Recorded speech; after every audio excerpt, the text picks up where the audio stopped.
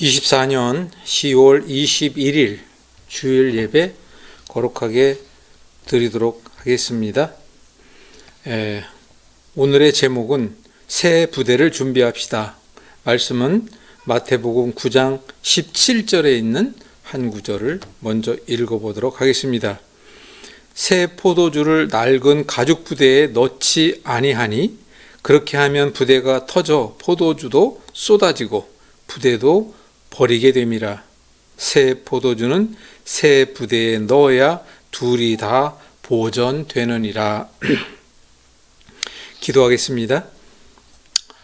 은혜의 하나님, 거룩하시고 존귀하시어 무한 영광 받으시기 합당하신 주 여호와 하나님, 아버지의 귀한 그 영광 드리기 위하여, 영광 드리는 예배가 되기 위하여 우리 주님 앞에 간절히 다 힘 모아 신령과 진정으로 예배 드립니다.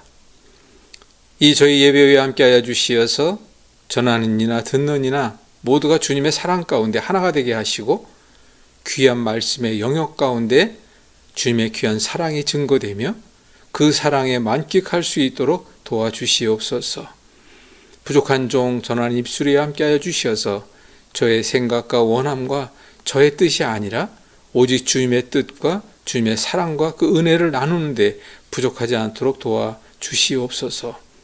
오늘 제목은 헌부대를 새 부대로 바꿔야 한다는, 우리가 함께 만들어가야 할 이 땅에 살아가는 과정 속에서 우리 주님 만나 새롭게 변하여 새 부대로 출발할 수 있는 귀한 말씀을 붙들고 나가오니 함께하여 주시고 우리 주님께서 마치는 시간까지 인도하여 주실 줄 믿으며 예수 그리스도 이름 의지하여 감사함으로 기도합니다.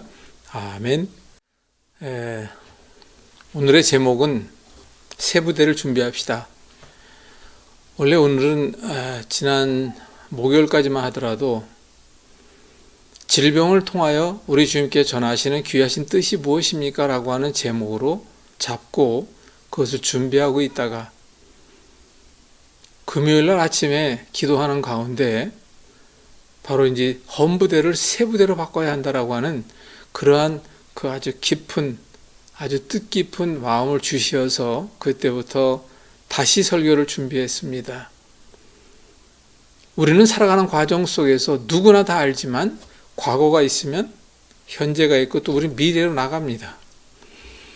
근데 우리는 현재에 살면서 지나간 시간 속에 과거라고 하는 것이 얼마만큼 나에게 발목을 잡고 있으며 또 그 과거라는 것이 내게는 얼마나 앞으로 미래 지향적으로 나갈 그 길에 밑거름이 되고 초석이 되어서 나를 더욱더 발전해 나가며 향상될 수 있는 그런 삶의 영역을 만들어주는 과거를 지닌 사람도 있지요.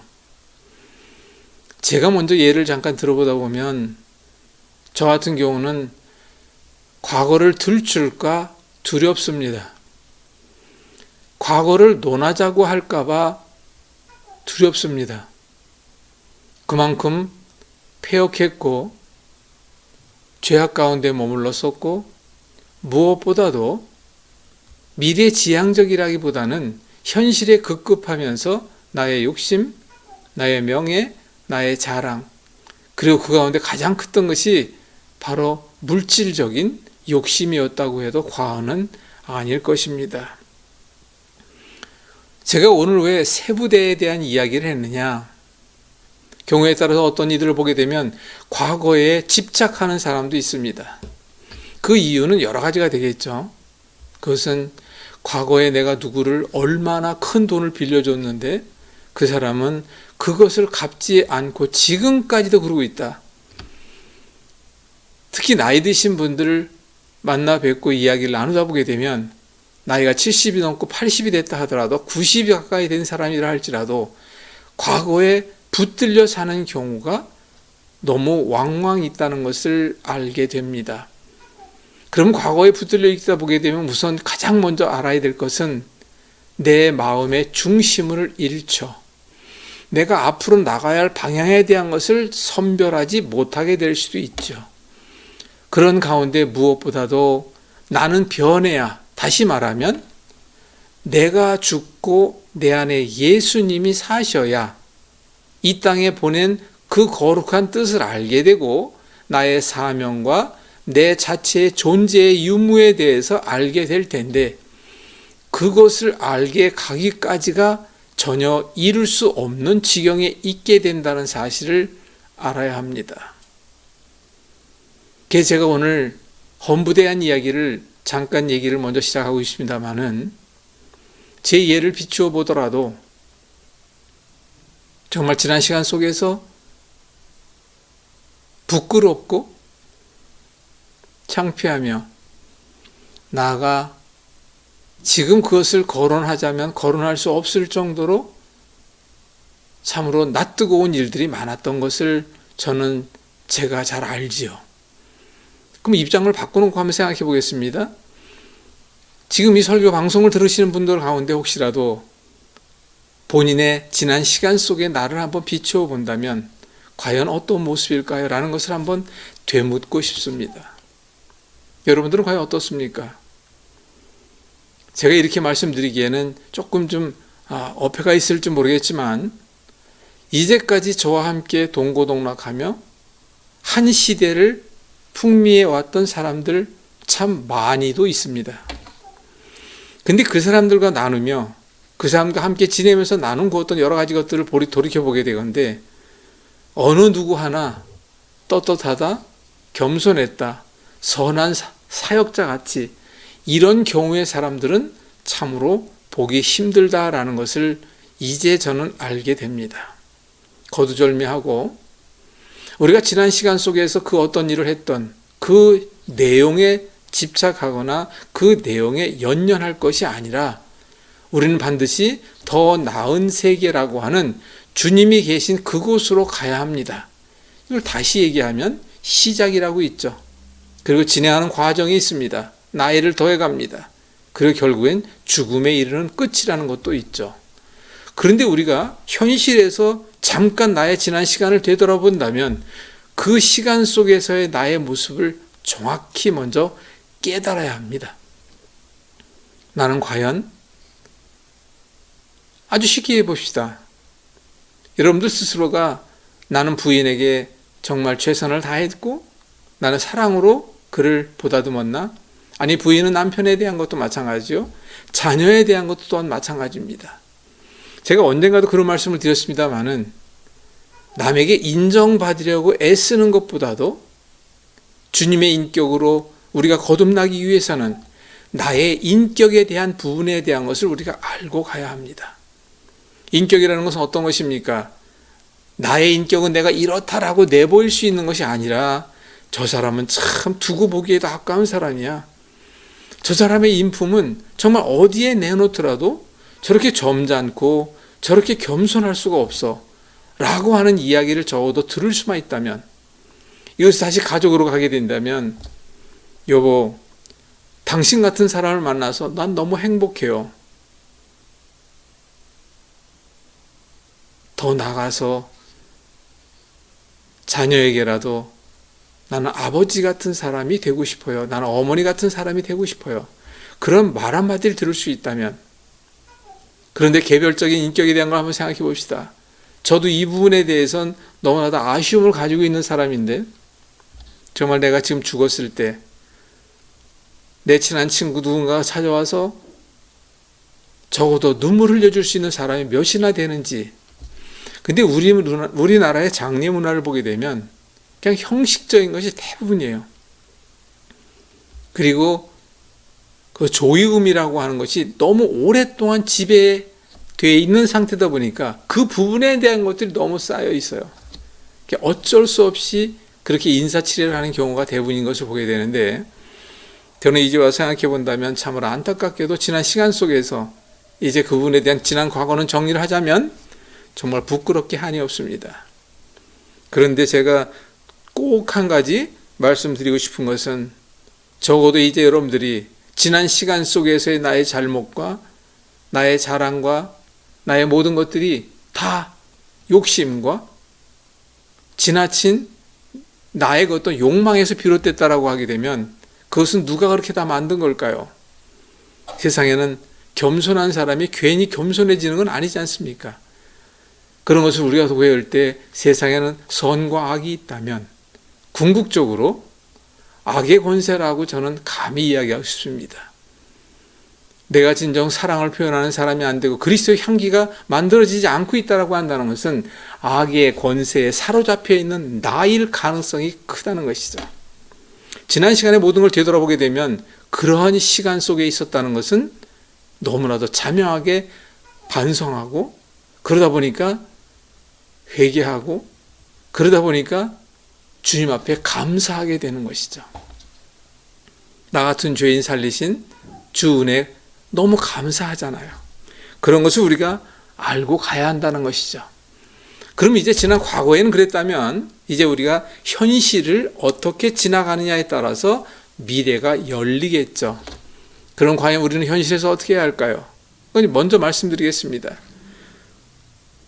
우리가 쉽게 예를 들어서 주님만 바라보고 가는 삶이 성전된 나의 삶이라면, 하나님의 거룩한 성전된 주님과 동행하는 삶이 거룩한 성전된 삶이 되는 것이겠죠.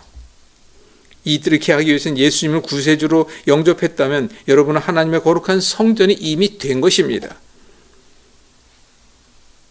그럴 때 우리는 과연 우리 거룩한 성전이라는 우리 몸에 대해서 제가 누누이 말씀드리고 앞으로도 지속적으로 말씀을 드리겠습니다만은, 우리 질병에 대한 걸 한번 잠깐만 살펴봅시다. 우리 몸의 병이라는 건 하루아침에 오는 게 아닙니다. 병의 시작이라는 게 있겠죠. 그리고 시작이 점점 진행을 합니다. 그 진행은 반복되다 보게 되면 결국은 악화되죠. 그럼 악화됐을 때 저는 이것을 임계점이다라고 얘기하는데, 악화되고 난 뒤에는 반드시 임계점이 이르러 그것이 표현되는 증상이라는 것이 있죠. 그래서 여기저기가 아파지고 증상이 드러난다는 것을 우리가 알 수 있다듯이 우리 안에 모든 것은 두 가지로 생각해 볼 수가 있습니다. 하나는 영과 하나는 육이에요. 그 어둠의 세력에 눌려 죄악 가운데 지내는 것도 나중에 익숙해집니다. 반복되다 보면 그 죄악이 점점 커져서 나를 짓누르고 나를 더 이상은 빛 가운데로 갈 수 없게끔 나를 묶어버리게 되는 것이죠. 마찬가지, 그것이 임계점이라는 것이죠. 그래서 우리는 두 가지로 우리 몸의 질병 또한 그 잘못된 생활 습관 또는 주변의 여건과 환경, 그런데 이 모든 것들을 어떻게 보게 되면 마음의 병이라고 지난번에도 말씀드렸지만 당연한 것이죠. 그러면 그 마음의 병이 되기까지의 나의 그 어떤 생각과 자세에 따라서 그것은 마음의 병이 될 수도 있고, 또는 마음의 병이 되기 전에 내가 그곳에서 탈출할 수 있는 기회와 방법을 알게 된다는 것이죠. 그것이 우리 몸이라면 영 또한 이것이 죄악이라는 것을 알면서도 그 죄악 가운데 머무는 경우가 저도 비질비재했습니다. 아니, 사람들은, 인간은 적어도 하나님 닮아 영특합니다. 그런데 세상에서 그 욕심에 사로잡히다 보니까 영악해집니다. 그러다 보니까 내가 지은 죄에 대한 이거 잘못된 건데 알면서도 하는 경우가 어떻게 보면 제 예입니다. 대부분이에요. 빛 가운데 있어야 한다는 것은 빛으로 드러나잖아요. 근데 어둠의 권세라는 왜 어둠이란 말을 할까요? 어둠 속에 있으면 나를 보는 이가 아무도 없다고 생각을 하게 되잖아요. 그런데 이제 우리가 주님 만나면 어떻게 됩니까? 어둠 속이든 어디든 내가 주님과 함께 가고 있다라고 하면, 그럴 때 바로 무엇이 바뀌어야 할까요? 바로 나의 현실이 바뀌어야 되고 나의 생각이 바뀌어야 하며, 그리고 내가 버릴 것은 가차없이 버려야 합니다. 그래서 준비할 수 있는 게 바로 무엇일까요? 바로 새 부대입니다. 지난 시간 속에서의 그 모든 악행과 스스로의 그 잘못에 따르는 여러 가지 패역한 일들이 얼마나 많은지 모르는 제 예를 보더라도 우리 주님의 사랑은 그 모든 것을 보다듬습니다. 저는 이런 얘기를 하죠. 세상에 많은 신들이 있는데 그 신들 가운데 바로 한 인간, 바로 나를 위해서 당신의 목숨까지 버리면서 나를 구원하시기 위하여, 그런 신이 누가 있나요? 어디 있습니까? 바로 유일하신 유일신이라고 그래서 말씀 저는 드리고 싶지만 바로 예수님밖에 안 계십니다. 예수님이 십자가에 달려 돌아가시고 그 보혈의 공로로 대속 나의 죄를 대신 짊어지고 가셨으니까 저는 이걸 두 가지로 얘기하고 싶죠. 저는 이제 앞으로 이 땅에서 진정 이것을 깨닫지 못하고 가시는 분들에게 이것을 깨닫게 하여 드림으로 인하여 천국의 길로 인도하는 지름길을 가르쳐주는 길잡이가 되는, 또한 가이드 역할을 하는 그 역할을 하다 가면 나는 여한이 없겠다, 이런 생각을 하게 됩니다. 또 한 가지가 있죠. 적어도 우리가 물을 푸기 위해서는 마중물이라는, 지금이야 수도는 꼭지를 열면 나오지만 옛날에는 집집마다 펌프물이라는 것이 있었습니다. 거기는 마중물을 부어야 됩니다. 그래서 적어도 저와 여러분들은 이제 주님을 영접했고 하나님의 성전임을 알고 있다면 적어도 이제 여러분들 어떻게 해야 합니까? 마중물의 역할을 해야 된다는 것이죠. 먼저 만났으니까 만나지 못한 저들을 불쌍히 여기고 주님 앞으로 인도하는 여러분들이 길잡이가 되어야 한다는 것이죠. 그러면 그렇게 길잡이가 되기까지에는 바로 오늘 말씀드린 대로 제목처럼 세부대로 바뀌어야 한다는 것입니다. 좀 건강도 살펴보겠습니다. 적어도 내가 암이 됐다, 당뇨가 있다, 혈압이 있다, 디스크가 있다, 어디 어떤 문제가 있다 할지라도 지난 시간 속에서 만든 것이지, 아니 암을 미래에서 만들었습니까? 그럼 적어도 그 암이라고 하는 문제를 해결하기 위해서도 지난 시간의 모든 생활의 잘못된 습관 등등과 나의 잘못된 모든 걸 바꿔야 할까요? 말아야 할까요? 그거 바꿔야 하잖아요.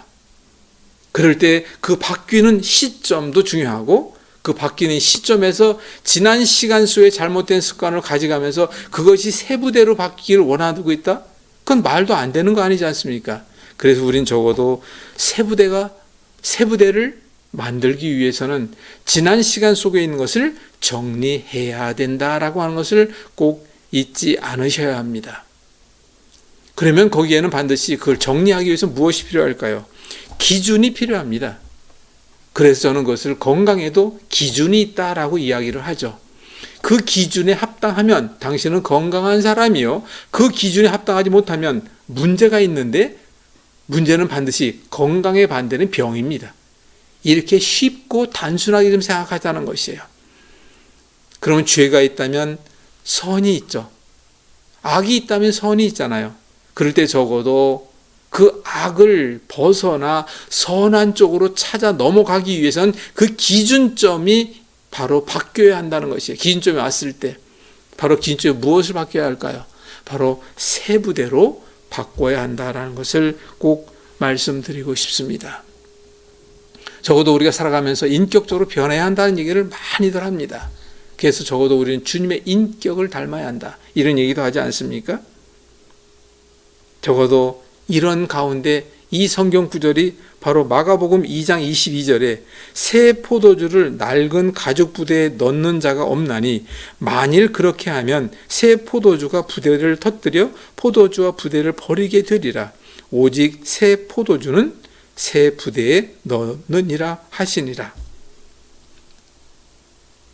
좀 전에 우리 주된 말씀은 마태복음을 잡았고 지금은 마가복음에 있는 말씀이지만 누가복음에도 누가가 쓴 성경 글에도 보니까 37절에 5장 37절에 새 포도주는 낡은 가죽 부대에 넣는 자가 없나니 만일 그렇게 하면 새 포도주가 부대를 터뜨려 포도주가 쏟아지고 부대도 못 쓰게 되느니라. 38절에 새 포도주는 새 부대에 넣어야 할 것이니라. 마태, 마가, 누가, 이 세 사도가 주님을 모시고 주님과 함께하는 가운데 세 부대의 말씀을 듣고 그들이 쓴 글, 그들이 쓴 성경 내용이지만 이렇게 같은 내용이라는 것을 우리가 살펴볼 수가 있죠. 적어도 그러면 우리가 이런 가운데 이 모든 부대 얘기는 바로 내 몸을 얘기하는 것인데, 다시 한번 말씀드립니다. 하나님의 성전입니다. 하나님의 성전됨을 알았다면, 적어도 난 이미 예수님을 영접했다는 것이고, 하나님의 성전을 알았다면 헌부대에서 세부대로 바뀌는 순간이 되어야 한다는 것입니다. 나는 죽고 내 안에 예수님이 사는 십자가의 복음을 들고 세상에 나가는 저와 여러분들이 되기를 간절히 소망하고 간절히 원합니다. 아까도 말씀드렸습니다마는 그 세부대로 바뀌기 전까지는 내 안에 더럽고 추악하며 패역한 모습이 드러날까 늘 두려움에 떨고 살아갈 수밖에 없죠. 또한 이제는 깨끗한 마음으로 살고 싶은데 왜 잘 안 되는지 모르고 사는 사람들이 많다는 것도 알게 되죠. 그런데 알고 보니까 그것은 바로 사악한 악마의 유혹과 마찬가지로 같은 거라고 볼 수가 있어요. 나는 벗어나고 싶어 했습니다. 그런데 그 잘못된 습관과 그걸 버리지 못하는 거예요. 거기에 묶여 있죠. 근데 중요한 건 내 결단이 앞서야 한다는 사실을 꼭 잊지 않으셔야 합니다. 내 결단이 앞서기 위해서는 어떻게 해야 될까요? 우선 내가 원하는 것을 먼저 정해야 합니다. 예수님이 밖에 와서 노크를 합니다. 내가 문을 열어드려야 되잖아요. 이미 여러분들은 열어드렸어요. 그래서 예수님이 내 안에 오셨습니다. 그럼 이제 어떻게 해야 합니까? 예수님을 바라보는 우리 생활의 삶이 돼야 되잖아요. 또한 예수님과 손잡고 동행하는 삶이 되어야 하지 않습니까? 이렇게 예수님 손잡고 동행하고 있을 때 죄악 가운데 머물 수 있습니까? 그건 말이 안 되지 않습니까? 바로 이것이 우리가 정확한 그 기준을 뛰어넘는 세부대로 바뀐 순간부터는 이제는 내가 어떻게 해야 되는지에 대한 것을 성경 말씀에 근거하고 있잖아요. 이것을 우리는 알고 가야 한다는 것입니다. 결코 우리는 유혹에 빠지지 말아야 합니다. 유혹에 빠지지 않게 주님의 손잡고 가야 합니다. 말씀 묵상해야 합니다. 그리고 우리는 뭐 해야 할까요? 내 생활 속에서 과연 주님은 우리에게 항상 기뻐하라, 쉬지 말고 기도하라, 범사에 감사하라. 그럼 우리는 어떻게 생각해야 할까요? 항상 기쁘십니까? 항상 감사가 넘치십니까? 저도 지금 순간에 그렇지 못하다는 걸 먼저 고백하고 싶지만, 그럼 우리는 이걸 어떻게 생각해야 할까요? 나도 아직 무언가가 많이 부족하다는 얘기예요. 그러면 우리가 이제는 어떻게 해야 합니까? 그 부족을 떨구기 위해서라도 더 기도하고 말씀 묵상하고 더 배워야 되는 거 아니겠습니까? 이런 것을 우리가 함께 해 나가야 된다는 것입니다. 적어도 우리는 반복적인 그 유혹에 빠지지 말아야 하기 위해서는 반드시 말씀 붙들고 우리 주님과 함께 동행해야 한다는 걸 말씀을 드렸어요. 근데 우리가 그렇게 하지 못하다 보니까 결국은 넘어지고 자빠지고 깨지고 부서지고 전부 이렇게 됩니다. 주변을 돌아보게 되면 순간순간 주변에 만나는 사람들이 많이 있습니다. 물론 믿는 사람도 있고 믿지 않는 사람들도 있고, 근데 믿는 사람들도 보게 되면 그 어려움과 아픔이 얼마나 많은지 몰라요. 그래서 제가 쉬운 성경에서 고린도후서 12장 5절에서 10절의 말씀을 제가 한번 또 읽어보겠습니다. 우리는 그럼 왜 그 어려움 속에서 벗어나지 못하고 있는가? 그걸 벗어나기 위해서 어떻게 해야 되는가? 우리 사도 바울 선생이 바로 이렇게 또 쉬운 성경에서 이야기하고 있는데 좀 다르게 들릴 테니까 한번 읽어보겠습니다. 고린도후서 12장 5절에 10절 말씀. 내가 이 사람에 대해서는 자랑하겠으나 나 자신에 대해서는 나의 약한 것들 외에는 자랑하지 않겠습니다. 내가 자랑한다고 해도 진실을 말할 것이기 때문에 어리석은 사람은 되지 않을 것입니다. 그러나 어떤 사람이든지 나를 보고 내게서 들은 것 이상으로 나에 대해 생각하지 않도록 하기 위해서 자랑하는 것을 이제 멈추고 그만두겠습니다. 7절을 보면 내가 받은 굉장한 계시들 때문에 교만해지는 것을 막기 위하여 하나님께서 내 몸에 사탄의 사신인 가시를 주셨으니 그것은 줄곧 나를 괴롭혀 왔습니다. 그것이 바로 사도 바울 선생의 질병이었어요. 질병은 반드시 고통을 따라옵니다. 고통을 수반하죠. 결국은 두려움을 동반합니다. 이러다가 내가 죽는 거 아니야? 그런 것처럼. 그런데 그 뒤에 보면 8절에 나는 이것을 제거해 달라고 주님께 3번이나 간청하였습니다. 그러나 주님은 나에게 내 은혜가 내게 족하다. 내 능력이 약한 데서 온전해진다고 말씀하셨습니다. 내 능력이 약한 데서 내가 약하오니 거기에서 온전한 길을 찾아갈 수 있는 방법을 간구하게 되는 것이다. 그런 말씀이겠죠. 나는 그리스도의 능력이 내 위에 머물러 있도록 하기 위해서 나의 약한 것들을 더욱 기쁘게 자랑합니다. 그러나 주님은 나에게 내 은혜가 내가 족하다. 내 능력이 약한 데서 온전해진다고 말씀하셨습니다. 나는 그리스도의 능력이 내 위에 머물러 있도록 하기 위해서 나의 약한 것들을 더욱 기쁘게 자랑합니다. 그러므로 나는 약할 때나 모욕을 받을 때나 궁핍하게 될 때나 핍박을 받을 때나 어려움이 있을 때에 그리스도를 위해 기뻐합니다. 왜냐하면 나는 약할 그때에 내가 비로소 강해질 수 있다는 것을 이제 알았으니까. 저와 여러분들도 이런 마음을 가져야 되지 않을까요? 그래서 저는 이번 시간부터는 바로 이러한 내용들에 대한 것을 찬송과 함께, 찬송 가사는 여러분 다 아시겠지만 구구절절히 삶 속에서의 체험을 통하여 가사를 쓰고 곡을 붙인 것이 또한 찬송이고 세상에 있는 노래가 되겠죠.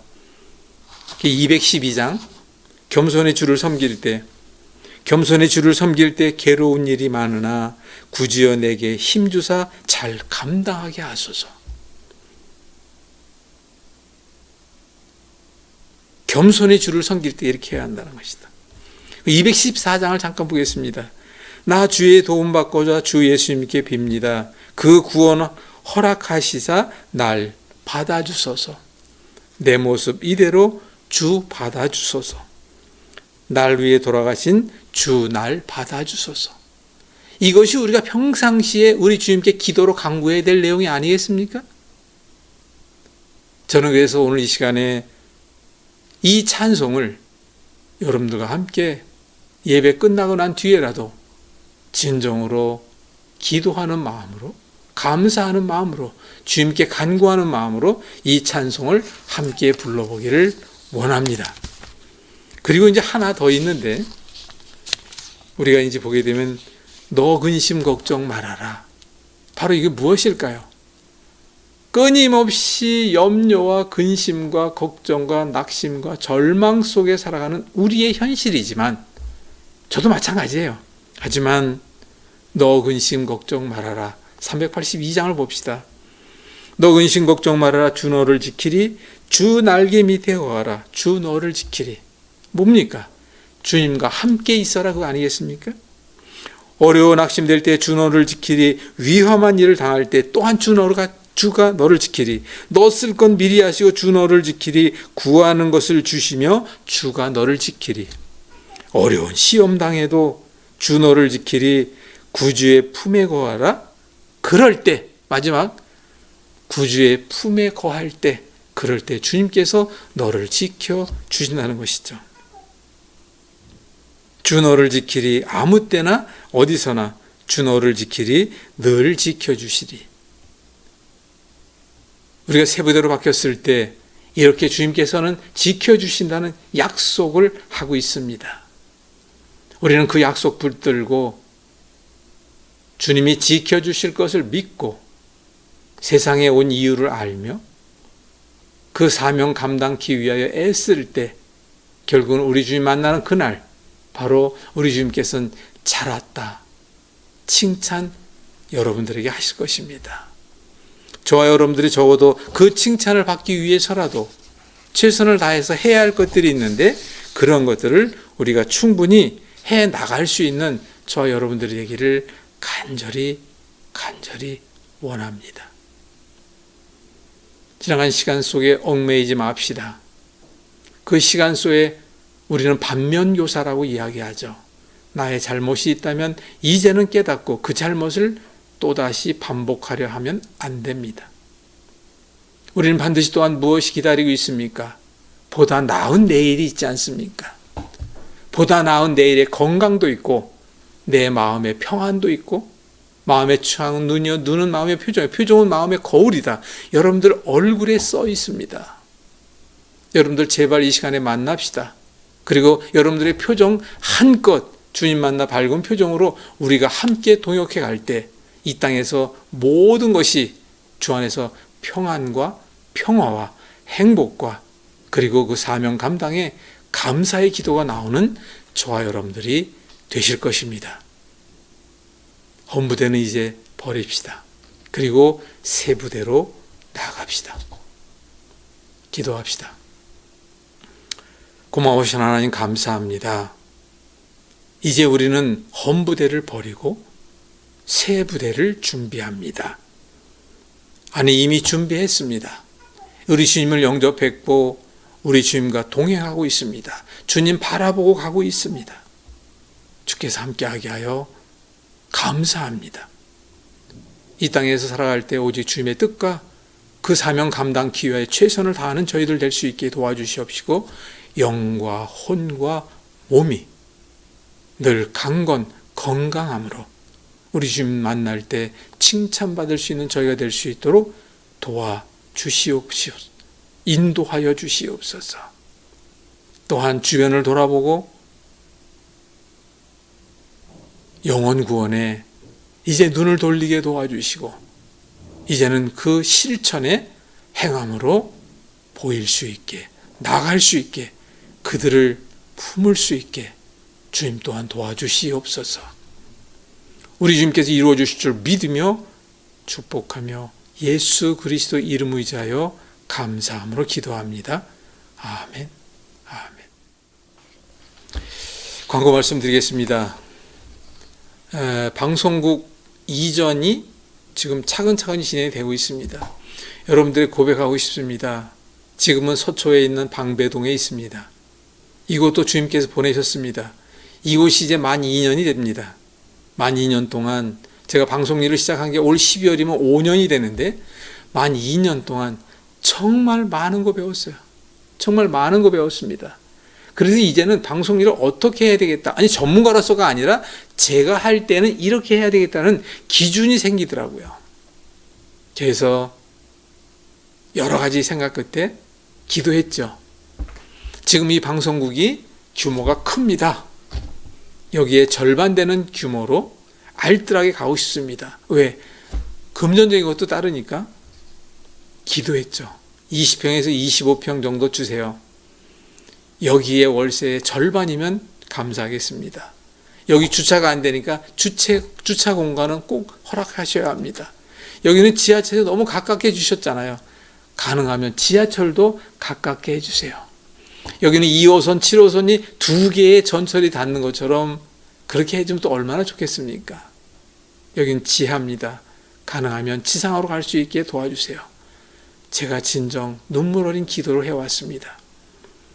그런데 계약하고 이미 바닥에는 신발을 벗고 들어가게 하느라고 여러분들 보이시는지 모르겠습니다만 제가 여기 입술이 부르터가지고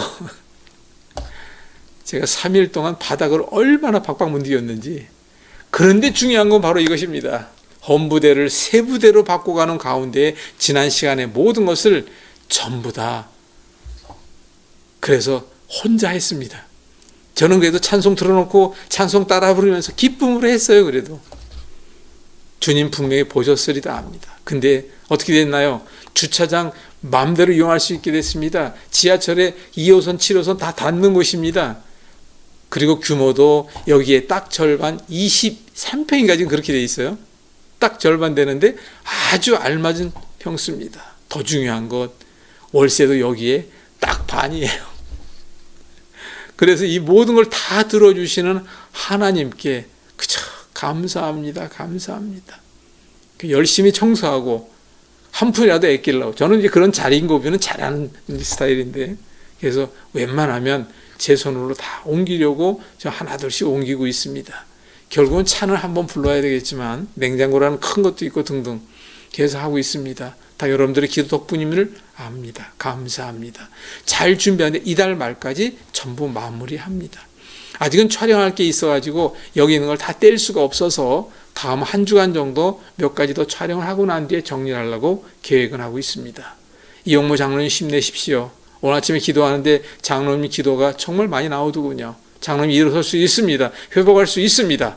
그리고 방송의 전문가, 그리고 방송에 함께 진행할 수 있는 MC들, 그리고 이 방송에 함께 와서 제가 전에 말씀드린 대로 이제 옮기게 되면 일주일에 하루 내지 이틀은 아픈 사람들 다 부를 거예요. 그래서 거기는 그런 식으로 다 꾸며놓을 겁니다. 나중에 와보시면 알게 될 것입니다. 이런 광고는 또 앞으로 차츰 말씀드리도록 하겠습니다.